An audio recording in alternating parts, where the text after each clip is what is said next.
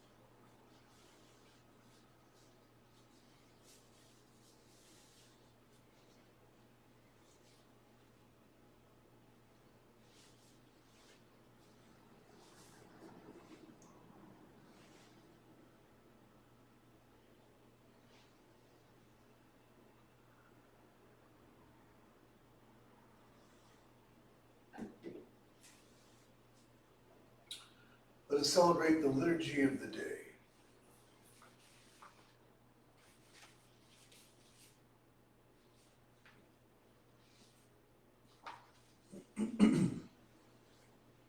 Let us share the peace. May all beings awaken to that peace which is our true home. Let us take refuge. I take refuge in the ground of being within which I live and move and breathe. Let us make the accord. I take sanctuary in the heart of being, accepting all of my delusions in thought, word, or deed, born of ignorance, hatred, and greed. Let us give thanks. I give thanks for all things, awakening to the interbeing of all nature. May my heart be open and my mind clear, and may all be free from suffering and the causes of suffering, and may all come to know that peace which is born of insight and understanding.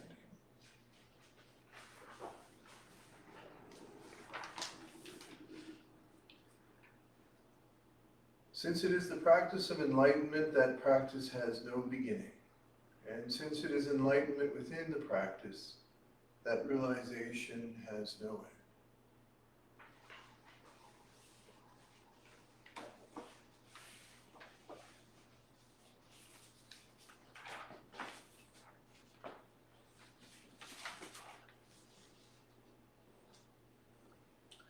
So tonight we're continuing with the exploration of my newest book, The Three Principles of Oneness, How Embodying the Cosmic Perspective Can Liberate Your Life.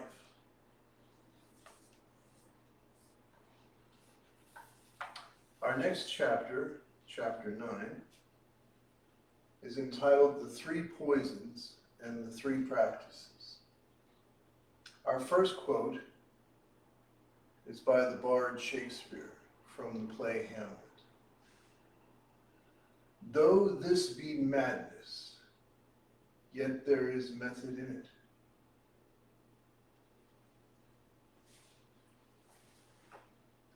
Our second quote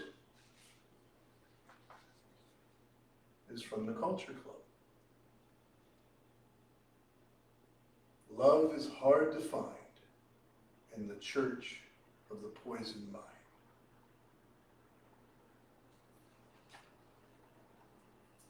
So I always try to find some sayings, both ancient and contemporary, that provide a sort of platform from which to do the Dharma talk. And I have to confess, there's a show that I've been watching. They're little small interviews that Larry King does with different, celebrities. And he'll ask them questions, things that nobody might know about them. And one of them is, what is your secret or guilty pleasure?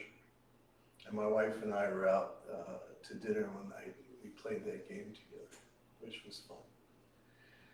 And I love all kinds of music. I really do. My home ground is what they now call classic rock. Led Zeppelin, The Who, yes. But I've also been a big fan of some forms of country music, classical music, international music. I love it all. But my guilty pleasure that a lot of people don't know about me is I have a great affection for pop music from the early 80s. So those who know me well would not find it strange that I would quote Boy George along with Hamlet. And I love that line from the song, love is hard to find in the church of the poisoned mind. So in the Buddhist tradition, there has always been an understanding that there are three primary poisons that can affect the mind. And these poisons can kill the spirit. And you might say that the reason for being of the Buddhist faith is to provide an antidote to these poisons. And so what I'm going to do tonight is describe them within the reference point of the Three Principles of Oneness, and then talk about the three practices. And if you haven't caught on yet, Buddhists are fond of systematizing things, giving them numbers. So the first poison, and I should mention too that in our liturgy, when we do the accord, we talk about these three poisons and making an accord with them. So the first poison is known as delusion. And this is an important subject because of several things. One is there are some spiritual traditions that teach that the world is an illusion. In other words, the world outside of my mind is an illusion. And in fact, in ancient India, the term for that was Maya. And it's not a coincidence that that was the name of Buddha's mother, who died giving birth to him. But Buddhists do not believe that the world is an illusion. Rather, what we believe is that the way within which we see the world is delusional. And that's an important point, because when you talk about the world as illusory, and there are intelligent ways that one can do that, of course, and poetic ways. But in some way, I've found that it can often deny the reality of this world. I remember one time at an interfaith conference, I was on a panel, and the person who was moderating the panel asked me, what's the difference between the Indian Hindu view of Maya or illusion, and what's the Buddhist difference? And as a raconteur, I enjoy speaking and using words, hopefully effectively and humorously. But I really felt that the best way to demonstrate that was not through words, but through actions. And so when the moderator, the very nice fellow beside me, who was the Hindu priest, said that, all of this world is an illusion. It's not real. I, on the moment, spontaneously dipped my hand in the cup of water that I had in front of me. And I took the cup of water and I sprinkled it in the face of the moderator. And to his credit, he laughed heartily, and he got the point. That, we can say whatever we want. That doesn't make it so.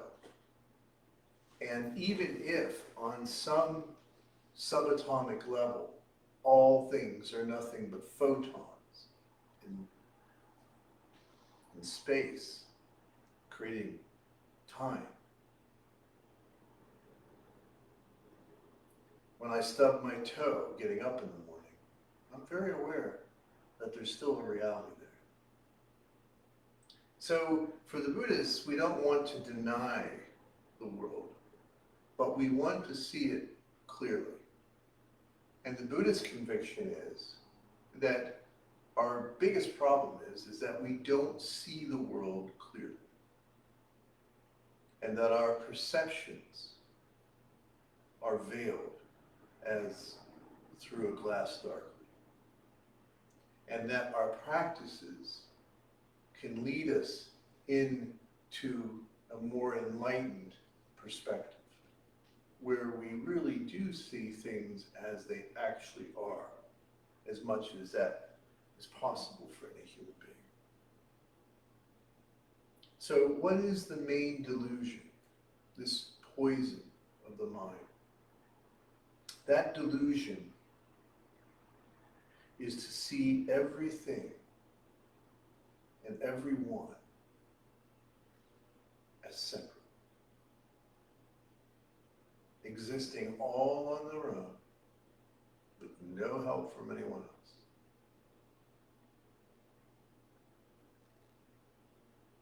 So that is the first teaching that we sit with. Is this so? Now, as I said earlier, in talking in the last chapter about the three principles, there's a sort of two-pronged process that we go through before we move out of delusion.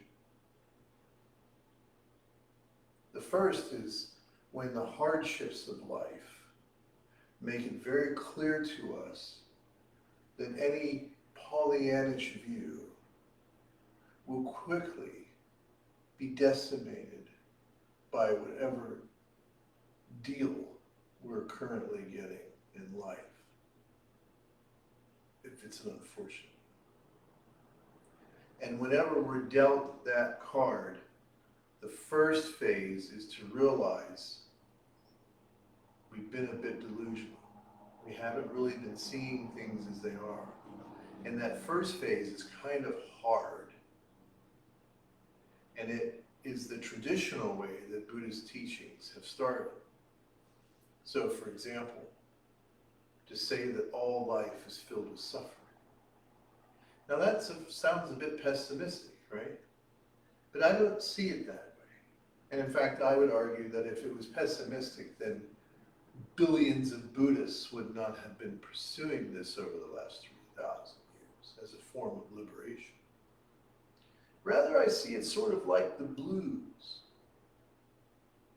And in our modern American music movement, we have different forms of the blues.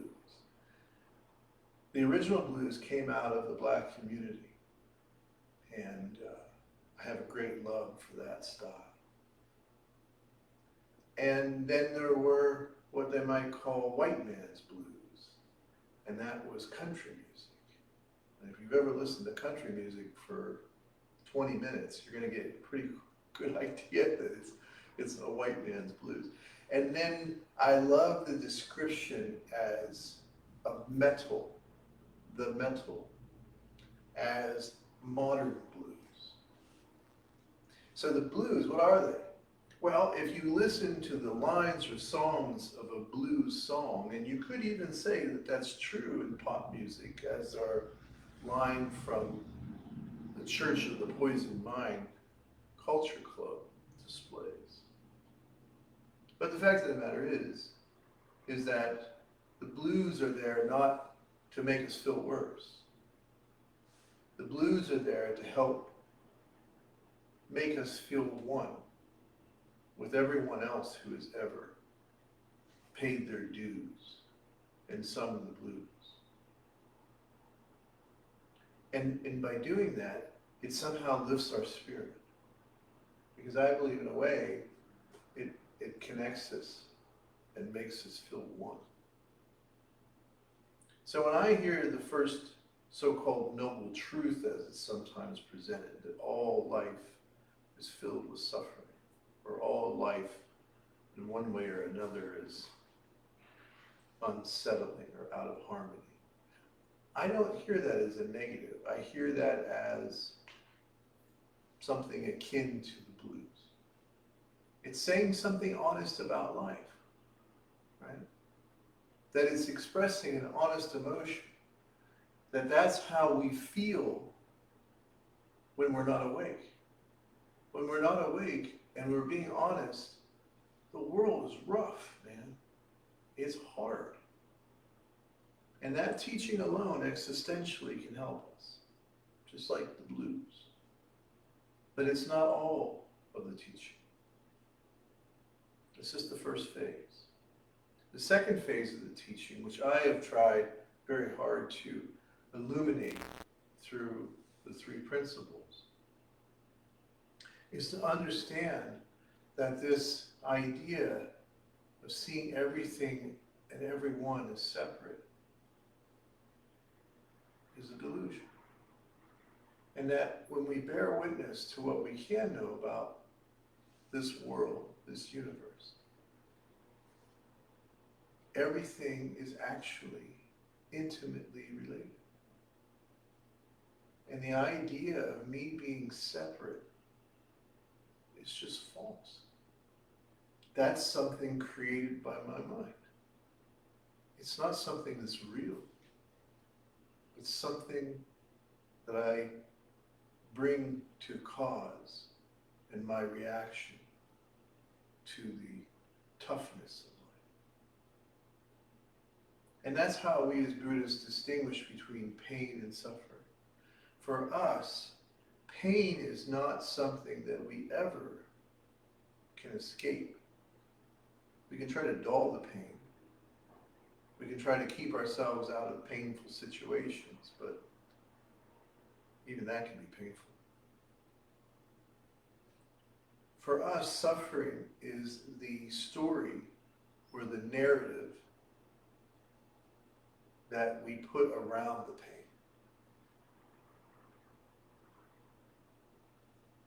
And while pain is a part of life, suffering is optional. And I know that sounds hard for people, but that's what the Buddha lays out for us. And any of us that even in a little way bring that practice into being in our own lives, we know it's true. We know that suffering is a choice that and in some ways, it's what separates us from the rest of creation. I take delight in that my beloved cat, Sir Basil, will never know suffering the way I do.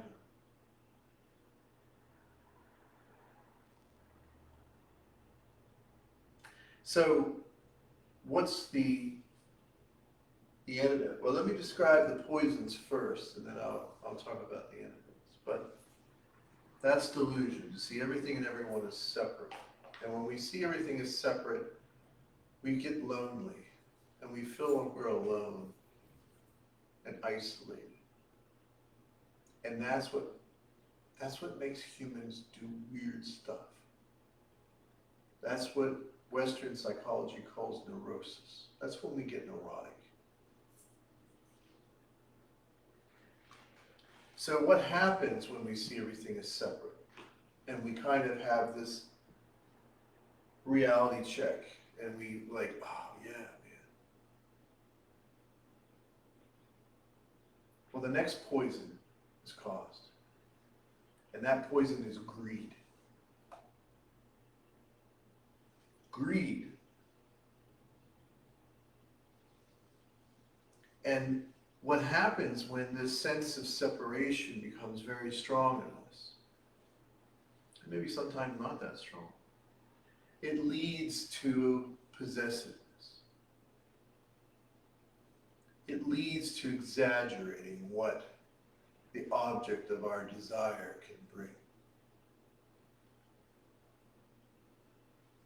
And this possessiveness on this projected object, whether it be a person, place, or thing, we want to possess it as an unconscious way to overcome the sense of separation. Because we believe that if, in our deluded mind, that somehow if I possess this thing, that that's how I'll be happy. That's why I won't be alone anymore. I won't be separate anymore if I possess this thing, this person, place, or thing. If I'm there in this place, or I have this person, or I have this thing, then I won't be unhappy anymore. I won't feel separate anymore. And that's what drives greed. And guess what happens? One of the things that we teach in the Four Direction system of mindfulness are various models of what the world is like. And what happens is that whatever it is we're trying to possess, it's going to change. And that changing could happen in a way that would reaffirm the sense of separation again. you know? So greed is very subtle, but it's driven by that sense of separation and wanting to overcome. You know? And one of the ways we try to overcome things is status. And that's not something unique to humans. If you study primates, you'll find they do the same thing. Status was a way for us to feel like we belonged. And not only did we belong, but man, we were kind of in control of the separation. And so we get greedy because we think somehow that'll overcome that separation we believe is real.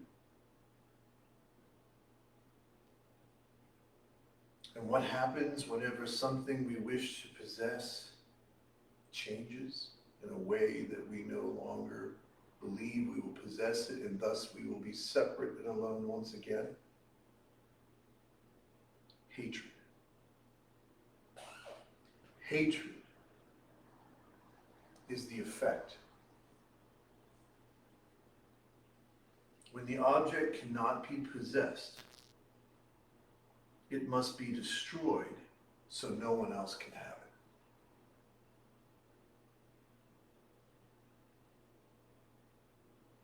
When the object can no longer be possessed, then it must be destroyed so no one else can have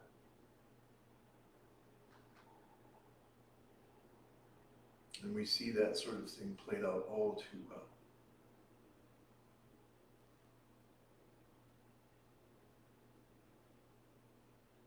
And the other form of hatred occurs when the projection wanes. Because one of the things we understand in our teachings is that projection, albeit a natural process of perception, goes through cycles like the cycle of the moon. You know, it waxes and wanes. The moon's still there. It's just that our projection, the light that we projected on it from our own psyche, goes through that process. And what happens when it wanes? What happens when it starts to go dark? We don't want it anymore. The thing that we wanted to possess so much no longer does it for us. We don't want it. And so we begin to hate it, particularly if it's persistent. Its presence is persistent, and the projection is waning. We hate it. And so this is the way within which these three poisons work together. They start from the delusion of separation, and then to overcome that separation, we scramble through greed. And then whenever that wears out, for whatever reason, then we begin to hate. And we also hate those who we think possess things that we don't have. That's another causal effect relationship between greed and hatred. You have what I don't have. At least I perceive I don't have. In some cases, you do have what I don't have. Maybe you're smarter than me. Maybe you were born into a circumstance that was a silver spoon, and I was born with a plastic spoon in my mouth. Maybe you're better looking than I am.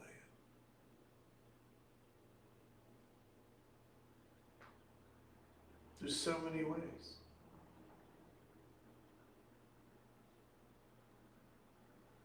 And we feel that we don't have that, and others do, and we'll never have it, so we hate them. And you know, there's little side poisons. They're not quite as strong, like envy. And a reaction to thinking that what we desire, we can't have. Sloth. You know, so human wisdom traditions know this stuff well. So this prescription, or rather this description, this diagnosis is not hard for us to understand. But what do we do about it? Well, the Buddha discovered a way that he was very clear was not something that it was original to him, but that it was universal wisdom. And that his enlightenment, his illumination was to share that for the human race, to share that with all human beings. And in the next chapter, I talk about the metaphors of that as the discoveries of fire and how they change things. But tonight, just let me talk about the antidotes. So what are the antidotes? Well, they're usually known as three. And we also talk about these as the three foundations of practice. So the antidotes are, and you might say the antidote is. If you say the antidote is, what is the antidote? Mindfulness. In a word, sati, mindfulness. However, it's usually understood that mindfulness is a part of a three-legged stool, and that seat of wisdom is made up of mindfulness, meditation, and precepts. So the way within which we overcome these poisons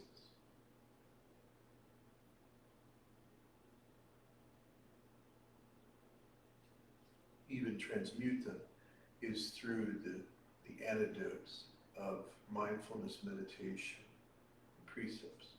So how does that work? Well, first of all, there's the antidote of what I call calming clarity, or clarity and calm. And that is the practice of mindfulness and meditation. So what is mindfulness? Very simply, mindfulness is understanding the process by which our thoughts create our perceptions. And that these thoughts or perceptions, in turn, have been created by beliefs that we've developed as we've grown. And most of these beliefs were not ours, but ones that we learned from others.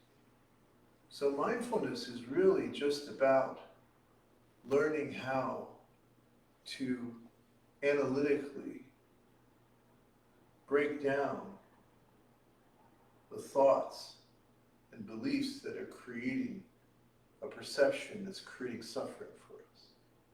It's causing suffering for us. And we do this through the practice of the four questions. And the four direction system, we call it the four questions.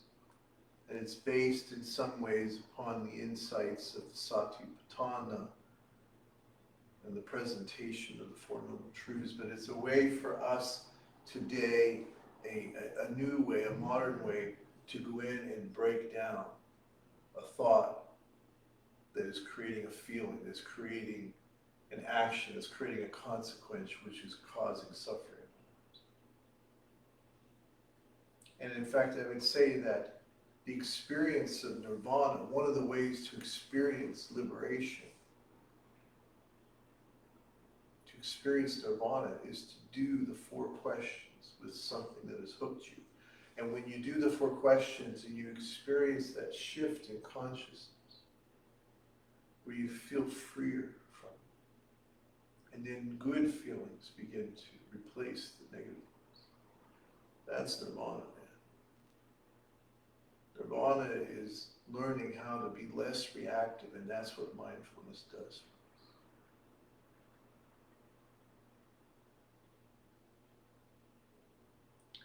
And then the other practice is meditation. And while that word is very popular, we mean something very specific by it. And two ways in clarity. The first way is understanding how to become more spacious and less reactive to our thoughts. So the simple practice of learning to observe while we anchor ourselves in our bodies with the breath, that allows us to observe our thoughts and feelings and sensations. You know, when we sit and we observe, we label, and we let go, and we recognize, and we begin to understand that all those thoughts, feelings, and sensations are not my identity. And we learn to stop identifying with them. And we create this very big space within which all these things arise and fall. And that spaciousness gives us a taste, an experience of our true self. The boundless and unlimited ground of our being. And the second way within which we observe meditation is the practice of abiding, as we will do tonight. And when we're abiding, we're just affirming that nothing in life can add nor subtract to our being, to our worth, to our value. I think when I sit here and abide, and I think of the liturgy itself, and I take the staff and I strike it 3 times, I'm saying that our worth, our value is not predicated by the outside world. It's not dependent. It cannot be added to nor subtracted from by whatever happens in the outside world, doing and having, or not doing and not having. So the practice of abiding is to allow that spaciousness to embrace us, to be embraced by that all acceptance, that boundless love. Going back to the pop groups of the 80s, when Michael George died, or I'm sorry, George Michael, George Michael died. Boy George was asked to comment because he was friends with Michael.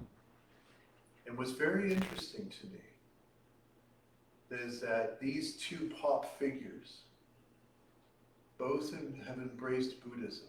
Michael embraced Buddhism near the end of his life. Boy George has embraced Buddhism. Another pop icon who probably became most well known during the early 80s, David Bowie, embraced Buddhism. I find that encouraging. I find that these people who through their fame and fortune suffered greatly were able to find some liberation and peace in the Dharma. But Boy George said of Michael's passing, I pray that he is embraced by the arms of the Buddha, a loving embrace. And I can tell you that he is. And so are you, regardless of anything you think you have done or all the things you have left undone, just as you are, without any plea, you are accepted. You are loved. And the practice of abiding is to be embraced by the loving arms of your true self.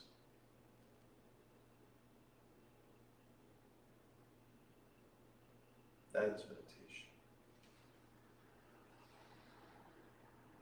And then the final antidote is what we call the precepts. And the precepts are a way to respond, not react, but to respond to the poisons through action.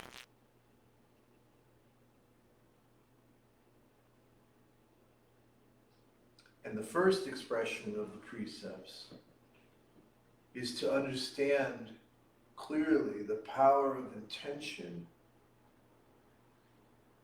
and the reality of responsibility. The power of intention shows us that that is all we have to guide us. And that we don't really have control over how things work out. And so it's really important that whatever our intention is, that we spend time contemplating what it is, because when we act on our intention, we want to do that from as clear a place as we can. And we learn that, we realize that responsibility is not something that we can take for the things that we don't intend. And this, along with meditation, helps us have another experience of nirvana. It allows us to have a more sense of ease in life, less reactive and more at ease, because we're not responsible for anything that we don't intend. And that doesn't mean we don't care about what happens, unintended consequences. It just means we're not really responsible. There's no blame or shame. Blame being the experience we have around it, shame being those coming from outside.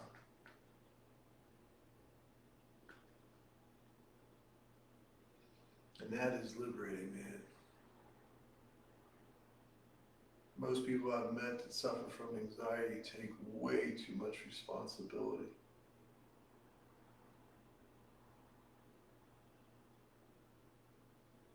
The second aspect of the precepts is that we learn to turn a crisis into an opportunity. An opportune action that will somehow help relieve suffering.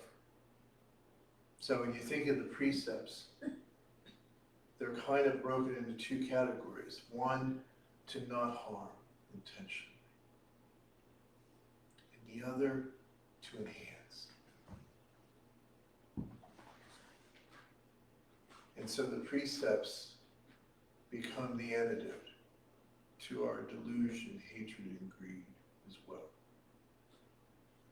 They help us to act in ways that shift the way within which change, which as we know from the second principle, is the constant. Change, rather than being the enemy, becomes the opportunity. And that's a big shift, man. Shifting that practice is huge. Because we've been so conditioned to react to change in a way that's negative. And so with clarity and insight, we can learn to make change a dynamic part of our existence.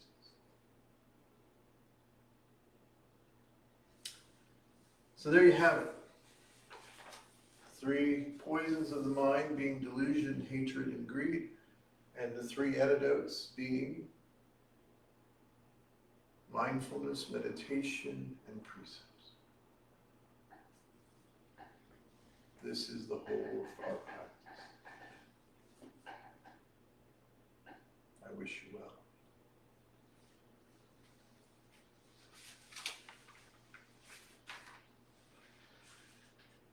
The moment we receive true and trusting, solid and clear like a diamond, infinite light and life embrace and protect us, liberating us completely. Let us take the 4 immeasurable vows together. Sentient beings are numberless. I vow to liberate them. Delusions are endless. I vow to end them. The ways of compassion and wisdom are boundless. I vow to embody them. The way is unattainable. I vow to attain it.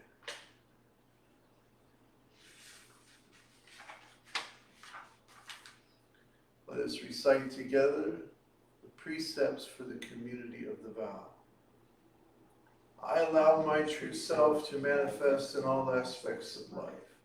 I take complete responsibility for my own life and all of my actions.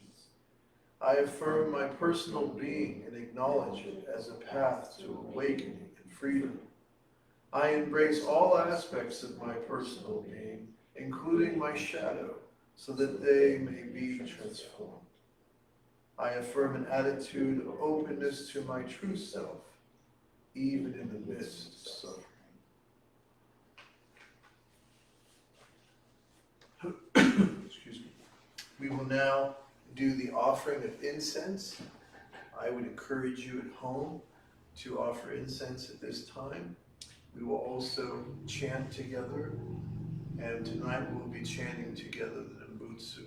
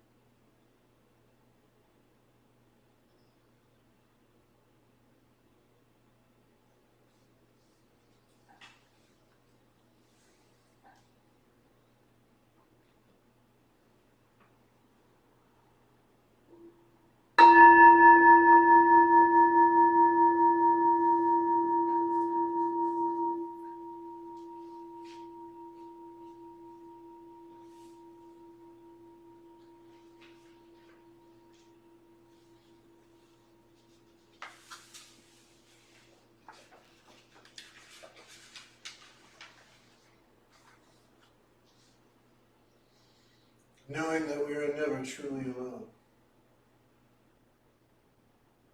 Knowing that whatever we do not do it independently. Let us make an offering of our life and our labor and our practices by reciting the Bodhisattva's gut. We dedicate this practice to the welfare of all beings throughout space and time. May it always be so. Namo. Namo. Namo.